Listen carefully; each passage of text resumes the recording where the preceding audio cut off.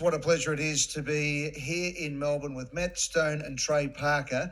And guys, welcome to Melbourne. The Book of Mormon comes here, and being formerly on the Victorian Major Events Committee that lassoed this organisation to come to Melbourne, it was a hard fight to win over Sydney. So you must be feeling pretty welcome here, that everybody's so delighted to have your wonderful musical in Melbourne. Yeah, everyone's definitely making us feel very welcome. Yeah, that's for sure. No, I mean, really nice. we rolled into town a couple of days ago and we're seeing all these billboards and everyone's, the show's already in previews and it's pretty amazing. It's surreal to come this far and have this, you know what I mean? This kind of reception. It's pretty cool. Well, you've got reception from the actual Mormons too. They've jumped on your bandwagon. They've been advertising for the first time in years on television in prime time, and you've got billboards at train stations. It's crazy. It's smart, great, right? right? So smart. They're so smart.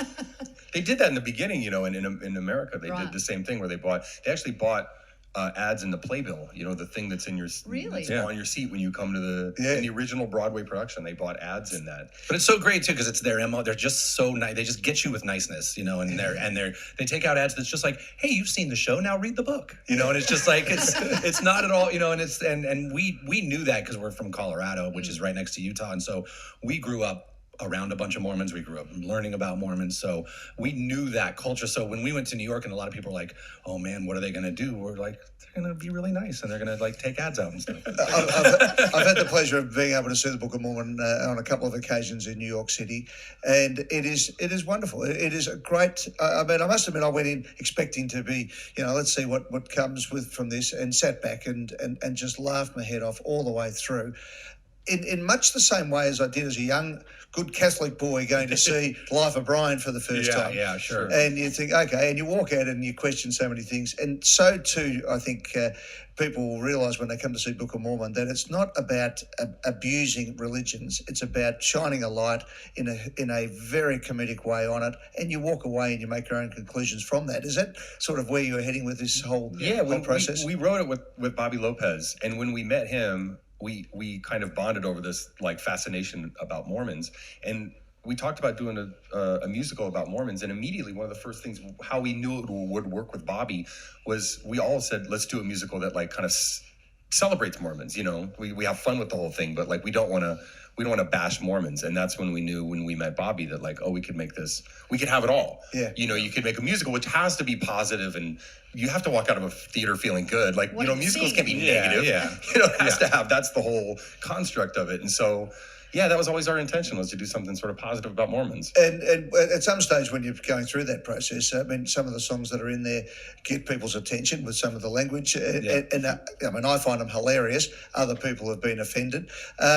What's the decision-making process on how far you could go before you started to really make it hard for people to watch? Well, usually in South Park, we have this thing in America called standards and practices, where like you can there's a committee of people at the network who tell you what you can and can't do.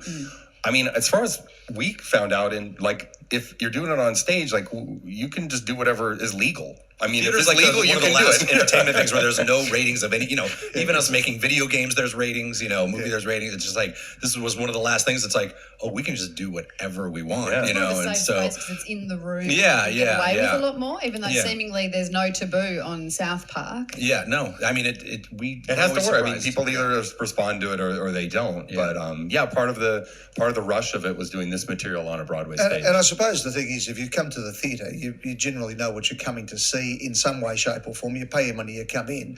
So it's not like you can sort of see things on TV. Yeah, and you can't get that money back. Exactly. We don't do refunds. So. Exactly. So it's kind of, it's fine. It works for us. It's one thing to turn on the television and accidentally, or you know what I mean? Exactly. It's another thing to pay hundreds of dollars and accidentally get dressed up and accidentally end up, I mean, I have no idea what you're walking into. You're complicit. It's your fault. And Rosie was saying... This strip club, what is this place?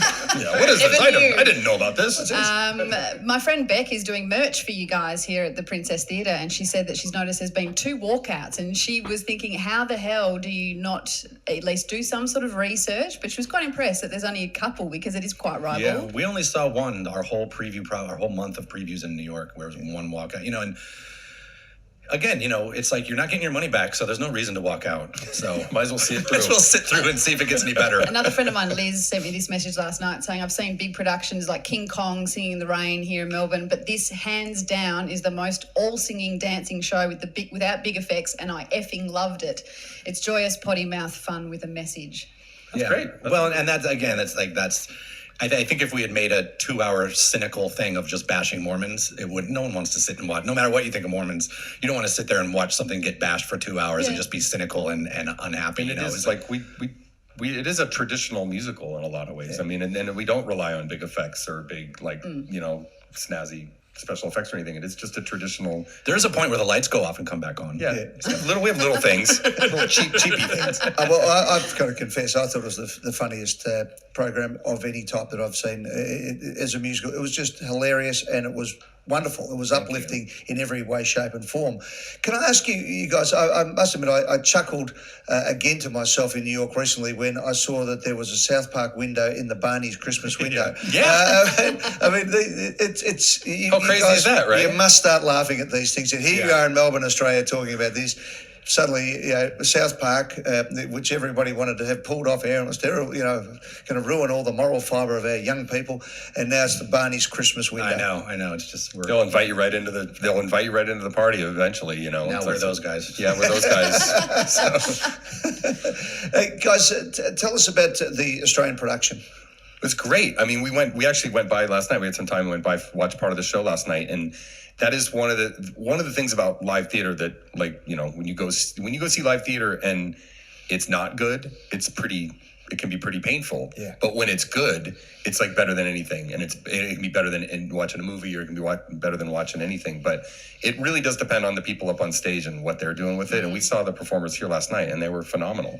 And the energy they bring to it. And then the audience is also like one of the almost a presence that also influences the show. The crowd was great. Yeah. The performers are great. It was really nice. Yeah, I do want to warn people though that there is no center aisle.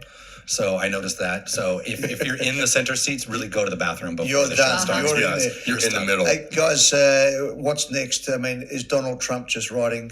You couldn't keep up with Donald Trump, could you? You can't even. You can't keep up. He's doing his own bit. Yeah. It's like you can't make fun of it. It's post-satire. It's like living in a Kurt Vonnegut novel or something. So it's like people keep saying to us like, "Oh, this must be great, all this material," and we're like, "I don't know." He's doing it all. He's doing all the material. Real. Shit, we were going to do that too. He's doing that today. Oh, that was my idea.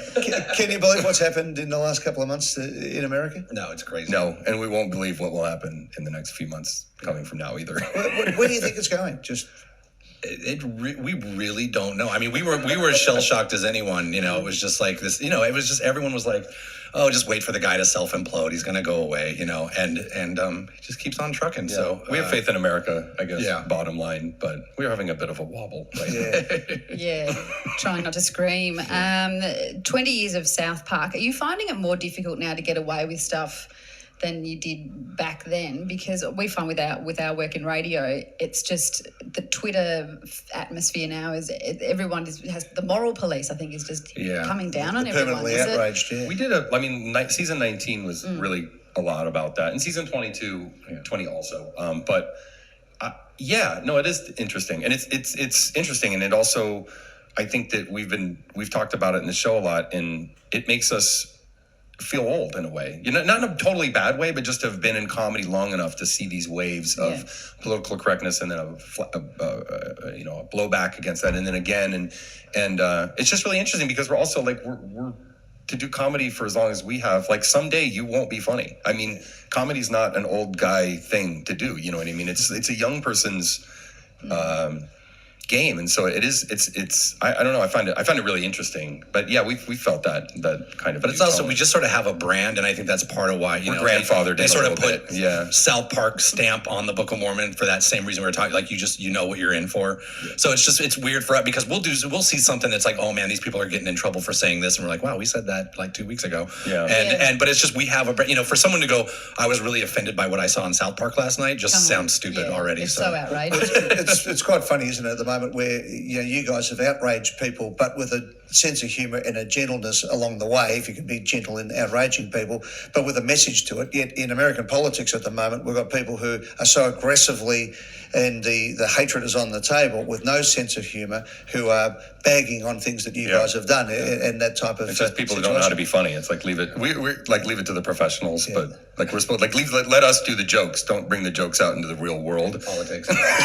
Don't live the jokes. Yeah. It's like, It's like one of your characters has become the United States president. Is it? Well, of course, you guys picked it so many years ago. Yeah. So it's an amazing situation to see what's going on. Hey, Mick Malloy, who's our colleague who couldn't be with us today, is one of Australia's great comedians and has also been one of our great filmmakers as well. And he's a great part of our show. Loves everything you guys do. He did ask one question on our radio show yesterday, and he said, "Can you ask the guys about taking LSD and going to the Oscars?" Now I know it's something that gets asked all the time, but can you tell us, was it what you thought it would be? I don't remember. Did it make it more interesting?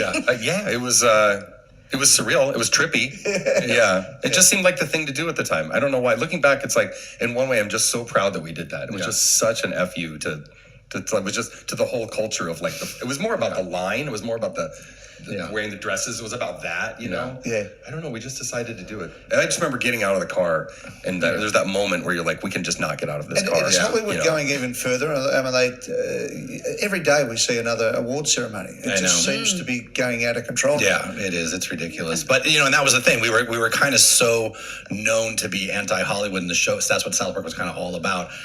And yet we were like, but we got to go. Like, we got nominated. Like, we got to go. And so I'm just actually really thankful we didn't win because, like I said, I was out of my head. And I don't know. If we'd have won and had to gone up on stage, it might have been the end of my career because I have no idea what I would have said. Hey, guys, tell us, you've been in Melbourne for 24 hours and you've gone out and seen the comedy animal of Australia, the platypus, I understand. Yes, I love it. Trey did that, I love platypuses. I think it's Platypi. Did you enjoy going out there? I mean, well, it was sort of my one. I didn't really have time to do anything, but I was like, I have to see a platypus and I have to see a wombat. Yeah. And so I got to go see a platypus. Like, actually it was a male, so I could have died. I could have stopped, whatever they do.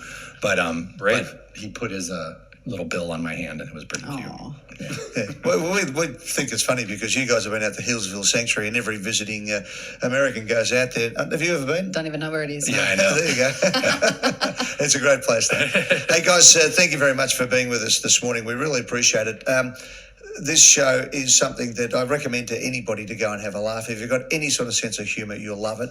Is there one last thing that you can leave our listeners this morning with in what they, not to expect, but what sort of mindset should they come in and enjoy this? In writing this unbelievable play. Well, just that this came out of a love for musicals, and so we wanted to, all the things that we love about a good musical, we tried to put into this, so it's just hopefully a really fun night out. And there's a lot of really talented people, in the cast and all around that make it just a great show.